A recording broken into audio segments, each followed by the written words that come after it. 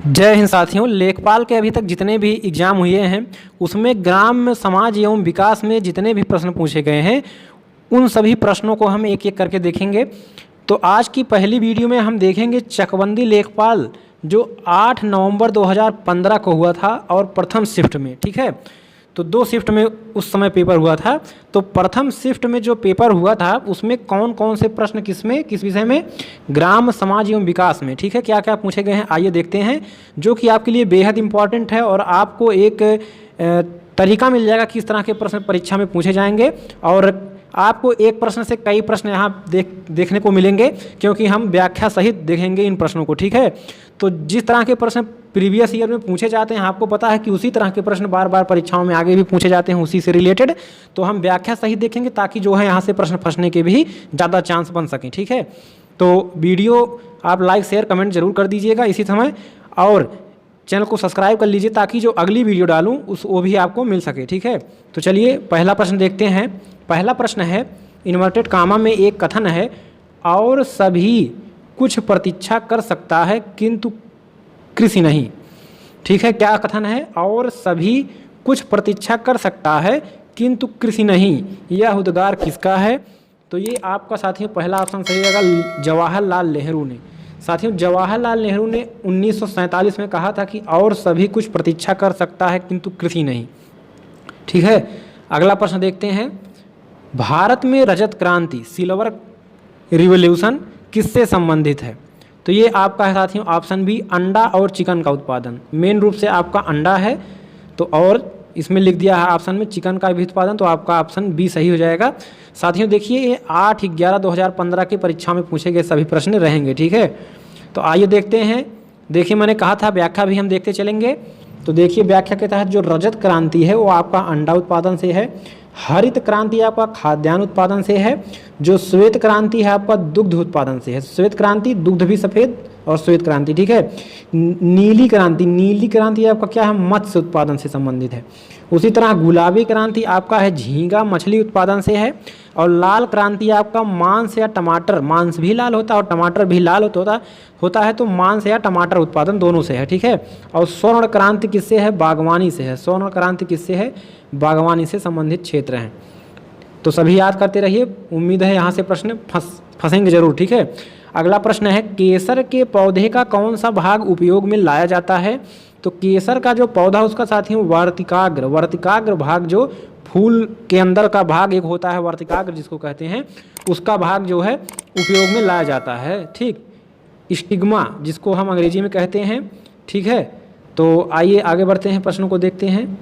तो वीडियो को like share जरूर कर दीजिएगा। अगली वीडियो आपको जरूर मिलेगी आगे की, जो सेकंड शिफ्ट में 8/11/2015 के सेकंड शिफ्ट में जो पेपर हुआ है उसमें कौन कौन से प्रश्न आए हैं अगली वीडियो में हम देखेंगे। इसके अलावा अन्य जो एग्जाम हुए हैं लेखपाल के उसको भी हम देखेंगे एक एक करके, ठीक है। चलिए चौथा प्रश्न देखते हैं, महाजनी प्रथा का सर्वप्रथम उल्लेख निम्नलिखित में से किस प्राचीन ग्रंथ में हुआ है? तो शतपथ ब्राह्मण में साथियों सबसे पहले महाजनी प्रथा का उल्लेख किया गया है, ठीक है। सर्वप्रथम कहाँ पर? शतपथ ब्राह्मण में मिलता है। शतपथ ब्राह्मण साथियों शुक्ल यजुर्वेद का क्या ब्राह्मण ग्रंथ है, और सबसे प्राचीन ब्राह्मण ग्रंथ अगर पूछा जाए तो क्या है, शतपथ ब्राह्मण है। इसकी रचना किसने किया था? इसकी रचना साथियों ऋषि याज्ञवल्क्य ने स्वयं किया था, ठीक है। अगला प्रश्न है, ललित किसकी एक उत्तम किस्म है? तो साथियों ललित जो है आपका अमरूद की उत्तम किस्म है, ठीक है, अमरूद की, ठीक है। तो ललित क्या है, अमरूद की नवीनतम किस्म है।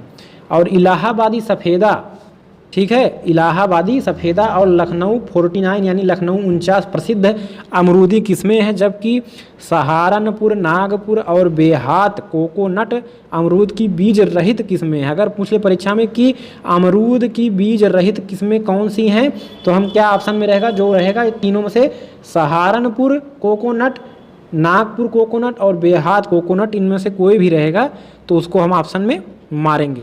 चलिए आगे बढ़ते हैं। अगला प्रश्न है, कृषि कार्य में लगे ट्रैक्टर की आवाज़ किस स्तर से अधिक नहीं होनी चाहिए? तो साथियों ये 90 डेसिबल यानी कि जो आवाज़ का मात्रक होता है डेसिबल में होता है, ठीक है। तो जो साथियों उत्तर सही जगह 90 डेसिबल से अधिक होने पर आवाज़ जो है वो ध्वनि प्रदूषण करने लगता है, इसलिए साथियों 90 डेसिबल से ट्रैक्टर की आवाज़ अधिक नहीं होनी चाहिए। अगला प्रश्न है, सेंट्रीफ्यूगल पंप का पानी निकालने के लिए कब प्रयोग किया जाता है? तो इसका सही उत्तर हो जाएगा जब पानी का निकास मंद और स्रोत ज़्यादा हो, यानी कि पानी का स्रोत ज़्यादा हो और उसका निकास मंद हो, तो इसके लिए हम सेंट्रीफ्यूगल पंप का जो है प्रयोग करते हैं। ठीक है, अगला प्रश्न है, धान में भूसी का प्रतिशत अनुमानतः कितना होता है? जो धान होता है साथी, उसमें जो भूसी ऊपर की जो लेयर होती है वो कितना परसेंट होता है? ठीक है, तो 20%। कितना? 20% जो है भूसी होता है। ठीक है, और धान जो है भारत के सबसे ज़्यादा क्षेत्रफल पर बोया जाता है। और गोल्डन धान, जो गोल्डन धान होता है उसमें विटामिन ए सबसे ज़्यादा मात्रा में पाया जाता है। किसमें? गोल्डन राइस में। ठीक है, अगला प्रश्न है, चावल के उन्नत बीज के प्रति हेक्टेयर बीजारोपण दर होती है, यानी कि 1 हेक्टेयर में जब चावल बोया जाता है, ठीक है, धान, ठीक है, तो 1 हेक्टेयर में कितना किलोग्राम जो है आपका चावल बोया जाएगा, ये पूछ रहा है। तो ये आपका हो जाएगा ऑप्शन बी, यानी कि 15 किलोग्राम प्रति हेक्टेयर। ये काफ़ी इंपॉर्टेंट क्वेश्चन हो सकता है। ठीक है, तो 15 केजी की आवश्यकता होती है 1 हेक्टेयर में।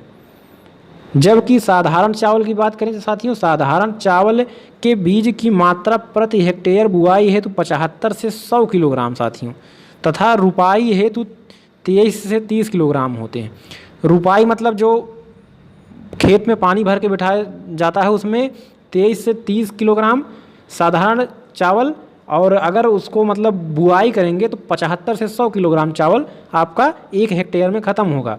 1 हेक्टेयर बराबर साथियों होता है आपका 3.95 बीघा होता है। ठीक है, ये आप नोट कर लीजिए। तो इतना अंतर है। अगला प्रश्न है, निम्नलिखित में कौन सा अम्लीय धरती पर सफलता से उगाया जा सकता है? तो खीरा नहीं साथियों, आपका जो ऑप्शन सही हो जाएगा वो हो जाएगा साथियों तरबूज। तरबूज जो है वो अम्लीय होता है। क्यों? क्योंकि इसका पीएच मान साथियों 7 से कम होता है और धरती पर सफलतापूर्वक उगाया जाता है किसको? तरबूज को। इसकी खेती के लिए मिट्टी का पीएच मान 5.5 से 7 होना चाहिए। बलुई मिट्टी इसके लिए सबसे उपयुक्त है। अम्लीय मिट्टी में सबसे अधिक मात्रा में फलों और सब्जियों को उगाया जाता है। ठीक है, चलिए अगला प्रश्न देखते हैं।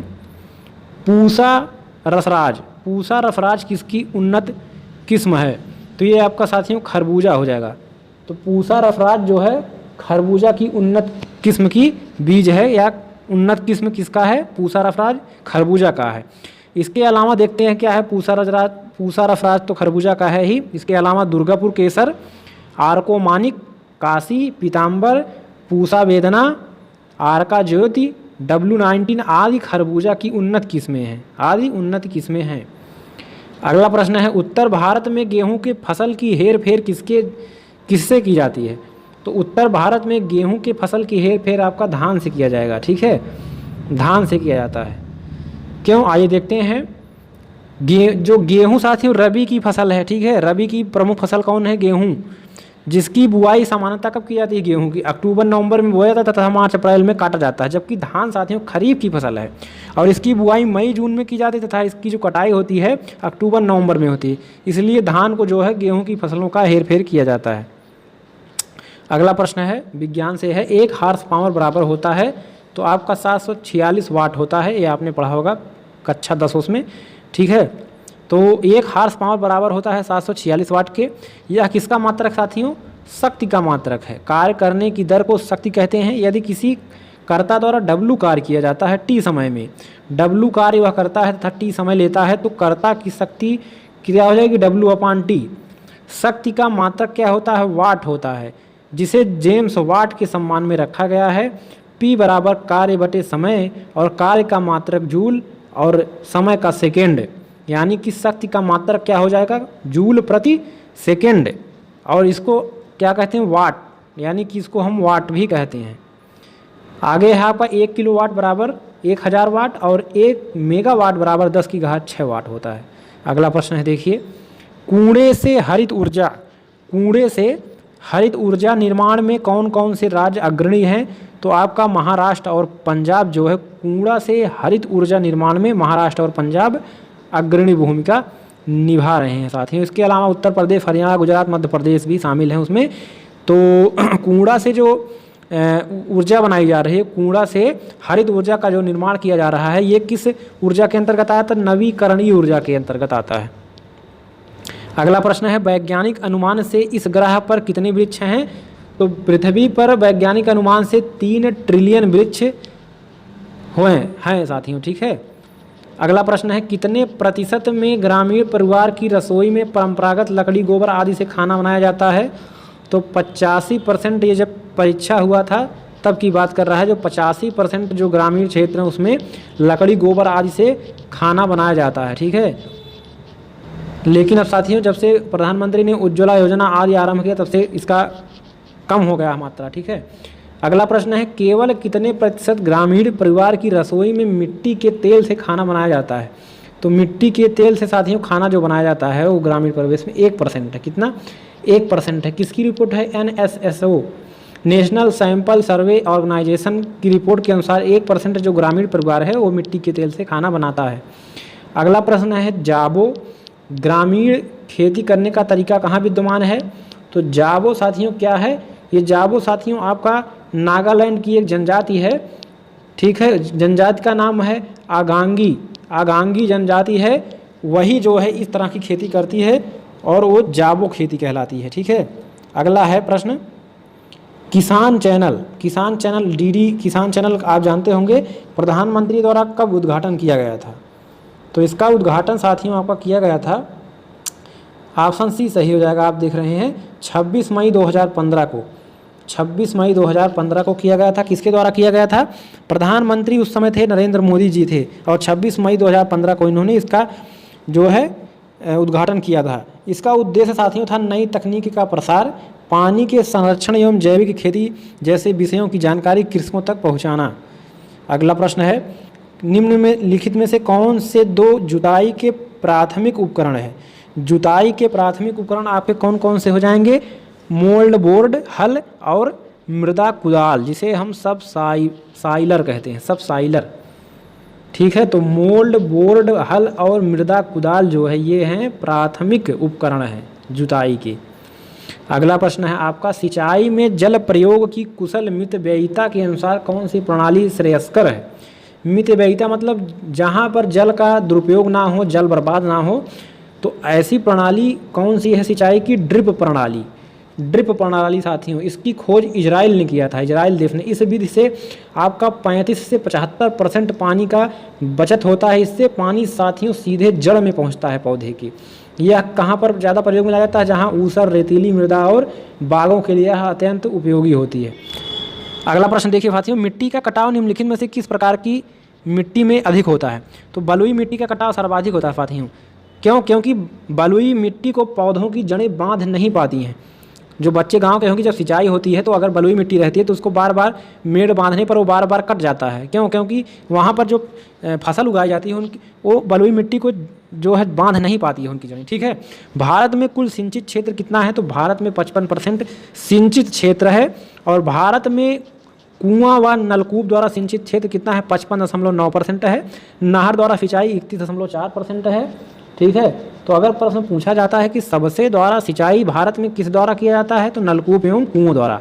कितना? 55.9% और नहरों द्वारा सिंचाई आपका 31.4% और टोटल जो एरिया सिंचित है वो 55% है। अगला प्रश्न देखते हैं। अगला प्रश्न है आपका इस प्रदेश में प्रचलित धरातल की माप में कौन सा सही नहीं है? मतलब उत्तर प्रदेश की बात कर रहा है। तो साथियों 1 विश्वासी बराबर होता है 20 कंचवासी, बिल्कुल सही है। 1 बिस्वा बराबर होता है साथियों 20 बिस्वासी, तो ये गलत हो जाएगा। यहाँ 10 लिखा है, यहाँ 1 होना चाहिए था, तो यही आपका ऑप्शन सही हो जाएगा। 1 बीघा बराबर 20 बिस्सा होता है, आपको पता है, और 1 बीघा बराबर 55/55 वर्ग गज, ये भी सही है। तो आपका ऑप्शन बी सही हो जाएगा क्योंकि यही गलत है, ठीक है। और गलत ही हमसे पूछा है क्योंकि 1 बिस्सा बराबर होता है 20 बिस्वासी, ठीक है। तो आपका ऑप्शन बी सही हो जाएगा। अगला प्रश्न देखते हैं वार्षिक क्रम और वर्षांतर फसल उगाने की व्यवस्था को क्या कहते हैं? वार्षिक क्रम और वर्षांतर फसल उगाने की व्यवस्था को क्या कहते हैं? आपका ऑप्शन डी सही हो जाएगा। फसल रोपण अनुक्रम कहते हैं। क्या कहते हैं? फसल रोपण अनुक्रम कहते हैं। जैसे गेहूं के बाद दलहन, छोटे अनाज के बाद कतार वाली फसल, दलहन के बाद अनाज इत्यादि जो है किया जाता है, तो ये आपका क्या कहलाता है? फसल रोपण अनुक्रम कहलाता है।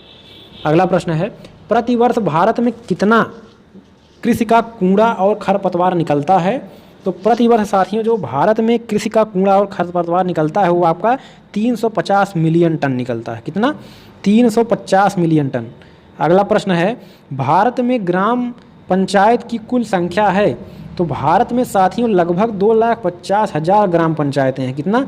लगभग 2.5 लाख। ठीक है, तो 2,50,000, जिसके अंतर्गत 6 लाख ग्राम आते हैं। लगभग साथियों ग्राम, अगर उत्तर प्रदेश में गांव की संख्या पूछे तो 6,40,000 से अधिक है, और जो ग्राम पंचायत हैं वो 2.5 लाख है लगभग। ठीक है, तो इसमें आपका ऑप्शन डी सही होगा, इनमें से कोई नहीं।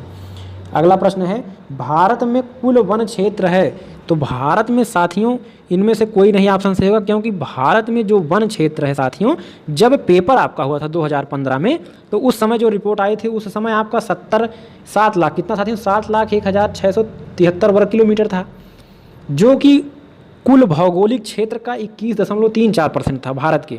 लेकिन साथियों इस समय जो 19 का सर्वेक्षण रिपोर्ट, वन सर्वेक्षण रिपोर्ट 2019 का आया है, उसके अनुसार जो कुल वन क्षेत्र है वो आपका है 8,07,276 वर्ग किलोमीटर, जो कि भौगोलिक क्षेत्र का 24.56% है। यानी कि अब ये आपका पूछा जा सकता है, वो पहले पूछा जा गया था उस समय, अब आपका 19 का पूछा जा सकता है। अगर पूछे साथियों, सर्वेक्षण रिपोर्ट जो आता है, वन सर्वेक्षण रिपोर्ट प्रत्येक 2 वर्ष पर जारी किया जाता है। ठीक है, चलिए आगे बढ़ते हैं। उम्मीद है आपको प्रश्न जरूर अच्छे लगे होंगे और अच्छी जानकारी मिल रही होगी, तो वीडियो को लाइक कर दीजिए एक बार, और हमारे चैनल को सब्सक्राइब करना ना भूलें। अगला प्रश्न है, कुल खेती क्षेत्र से तात्पर्य है। कुल खेती साथियों यानी कि वर्ष में शुद्ध खेती किया गया क्षेत्र प्लस वह क्षेत्र जिसमें एक बार से अधिक खेती की गई है। मान लीजिए ये साथियों एक खेत है 1 बीघा, तो ये आपने 6 महीने के अंतर्गत इस पर धान बैठा दिया, पुनः आपने 6 महीने में इसमें गेहूँ बैठा, तो आपने इस पर 2 बार, यानी कि 1 बीघे को 2 बीघा कार्य, आपने 1 बीघा जो एरिया है उसने 2 बीघा का कार्य साल भर में किया। तो यही आपका कुल खेती क्षेत्र पूछ रहा, तो ऑप्शन सी आपका सही हो जाएगा। अगला प्रश्न है आपका, निम्नलिखित में से कौन सी रूट क्रॉप नहीं है? रूट मतलब जड़ वाली फसल। तो आलू आप जानते हैं कि ये इसका जो जड़ होता है उसी में आपका जो तना होता है उसे आलू हम कहते हैं, वो आपका मिट्टी के अंदर ही पाया जाता है। वैसे चना चुकंदर भी है और शकरकंद, ये ईख आप जानते हैं कि ऊपर होता है, ऊपर का भाग हम उपयोग में लाते हैं, तो आपका ईख, आपका ऑप्शन डी सही हो जाएगा। रूट क्रॉप नहीं है कौन? ईख। अगला प्रश्न है काफ़ी महत्वपूर्ण, गेहूं में प्रोटीन का प्रतिशत कितना होता है? गेहूं में साथियों प्रोटीन जो आपका पाया जाता है आपका 8 से 15% प्रोटीन पाया जाता है, तो आपका ऑप्शन ए सही हो जाएगा 12%। और जो साथियों 65 से 70% आपका कार्बोहाइड्रेट पाया जाता है गेहूं में, इसके अलावा 1.5% वसा और 2% खनिज पाए जाते हैं। अगला प्रश्न देखते हैं साथियों, परिक्षेत्रीय मृदा को और क्या कहते हैं? तो साथियों परिक्षेत्रीय मृदा को आप ट्रांसपोर्टेड मृदा भी कहते हैं, ड्रिफ्ट मृदा भी इसी को कहा जाता है, और एलुवियल मृदा भी इसी को कहा जाता है। अर्थात आपका ऑप्शन डी सही होगा, उपयुक्त तो सभी। अब आप सोच रहे होंगे कि परिक्षेत्रीय मृदा होती क्या है साथियों? तो परिक्षेत्रीय मृदा उसे कहते हैं जहाँ पर वहाँ के वातावरण के अनुसार प्रभाव पड़ता हो, अर्थात क्षेत्रीय मानसून तथा क्षेत्रीय जलवायु का प्रभाव उस मिट्टी पर पड़ता हो, तो वही मृदा आपका परिक्षेत्रीय मृदा कहलाती है। अगला प्रश्न देखिए साथियों, काफ़ी महत्वपूर्ण है, इस बार भी आ सकता है। क्यों आ सकता है अभी मैं आपको बता रहा हूँ। NPK के किस आनुपातिक प्रयोग की संस्तुति की गई है? N मतलब नाइट्रोजन, P से फास्फोरस और K से पोटेशियम, यानी कि साथियों जो खाद में इसका प्रयोग किया जाता है खाद में, तो इनकी क्या मात्रा उसमें मिलाई रहती है? तो ये साथियों आपका ऑप्शन बी सही होगा इसमें, यानी 4:2:1 पहले था साथियों, ये उत्तर जब मतलब पहले था, लेकिन वर्तमान समय में क्या हो गया है, N की मात्रा यानी नाइट्रोजन की मात्रा 6.7 और जो P होगा यानी कि फास्फोरस वो 2.4 और जो K होगा वो आपका एक ही रहेगा जो पहले था। ठीक है, तो NPK की अब मात्रा क्या है? 6.7:2.4:1, ये साथियों वर्तमान में हो गया है, तो ये पूछा जा सकता है अनुपात। अगला प्रश्न है, पूसा रूबी किसकी उन्नत किस्म है? पूसा रूबी साथियों आपका टमाटर का है। किसका? पूसा रूबी टमाटर का है। इसके अलावा पूसा गौरव, अर्का सौरव और सोनाली, रश्मि, अविनाश, ये सब क्या हैं? टमाटर की क्या है साथियों? प्रजातियां हैं, और ये जल्दी पकने वाली प्रजातियां हैं। ठीक है, चलिए आगे बढ़ते हैं। तो बस पूरा होने वाला वीडियो, तो लाइक शेयर जरूर कमेंट जरूर कर दीजिएगा, और नए चैनल को सब्सक्राइब कर लीजिए ताकि अगली वीडियो आप तक पहुंच सके। अगला प्रश्न है, एक थ्रेसर द्वारा दानों का अधिक नुकसान होता है यदि इसकी गति अधिक होगी। ऑप्शन ये सही हो जाएगा, जब साथियों थ्रेसर की गति, आप थ्रेसर मतलब क्या? जिसमें गेहूँ को हम डालते हैं गेहूँ के जो पौधे सूख जाते हैं उसको डालते हैं तो गेहूँ अलग हो जाता है, और जो गर्दा होता है और जो भूसे जिसको कहते हैं भूसा, वो अलग हो जाता है। तो साथियों जब थ्रेसर बहुत तेज़ी से चलता है तो उसके साथ जो उसमें अंदर छुरियाँ लगी होती हैं मशीन में, थ्रेसर में, वो जो हल्के गेहूँ होते हैं उनको काट देती हैं और भूसे के साथ बाहर आ जाता है, तो नुकसान होता है। तो जब अधिक तेज चलेगा तो नुकसान अधिक होगा, तो ऑप्शन ये सही हो जाएगा उसका। अगला प्रश्न है, दीमक को नष्ट करने के लिए सर्वाधिक उपयुक्त रसायन है, तो क्या है? मोनोक्रोटोफस। क्या? मोनोक्रोटोफस जो है दीमक से जो है लकड़ी और कागज अन्य वस्तुओं को बचाने के लिए सबसे अच्छा क्या माना जाता है? मोनोक्रोटोफस। अगला प्रश्न है, इनमें से कौन ग्रामीण विकास का वर्तमान कबीना या जिसे कैबिनेट मंत्री हम कहेंगे है? तो जब साथियों एग्जाम हुआ तब तो चौधरी वीरेंद्र सिंह थे, लेकिन इस समय अब क्या इस समय का पूछा जा सकता है वर्तमान का, तो इस समय 2019 से साथियों ग्रामीण विकास मंत्री कैबिनेट मंत्री नरेंद्र सिंह तोमर है। ग्रामीण विकास मंत्री कौन है? नरेंद्र सिंह तोमर हैं। ठीक है, ये आप रट लीजिए। अगला प्रश्न है, फसल कटाई परीक्षण क्रॉप कटिंग एक्सपेरिमेंट किस लिए किए जाते हैं? इसलिए किए जाते हैं क्योंकि उपज का अनुमान लगाया जा सके, इसीलिए क्या है? ऑप्शन बी आपका सही हो जाएगा, उपज का अनुमान लगाने के लिए। ठीक है, अगला प्रश्न है आपका, आंवले का सर्वाधिक उत्पादन कहाँ होता है? तो आंवले का सर्वाधिक उत्पादन साथियों प्रतापगढ़ में होता है, प्रतापगढ़ में, जिसमें विटामिन सी सर्वाधिक मात्रा में पाया जाता है। अगला प्रश्न है, खसरा और खतौनी कौन तैयार करता है साथियों? तो इसका सही उत्तर हो जाएगा आपका, खसरा और खतौनी पटवारी तैयार करता है। कौन? पटवारी। पटवारी का मतलब होता है लेखपाल, लेकिन अब आप कहेंगे ऑप्शन सी में भी है, तो यहाँ कानून गो भी लिखा है, कानून गो या लेखपाल। तो जो साथियों कानून गो होता है ये लेखपाल से बड़ा अधिकारी होता है, राजस्व विभाग का लेखपाल से ऊपर होता है, तो दोनों नहीं करते हैं। तो यहाँ आपको एक कट हो जाएगा, केवल जो पटवारी यानी लेखपाल होता है वही आपका करता है। तो ये साथियों 40 जो प्रश्न थे आपके 18/11/2015 के एग्जाम में प्रथम शिफ्ट में पूछे गए थे। इसके बाद जो साथियों शिफ्ट सेकेंड है ये हम अगली वीडियो में देखेंगे। देखिए चकवंदी लेखपाल 8/11/2015 शिफ्ट सेकेंड। तो इस वीडियो में बस इतना ही। चैनल को सब्सक्राइब करके बेल आइकन प्रेस कर दी ताकि अगली वीडियो आपको मिल सके।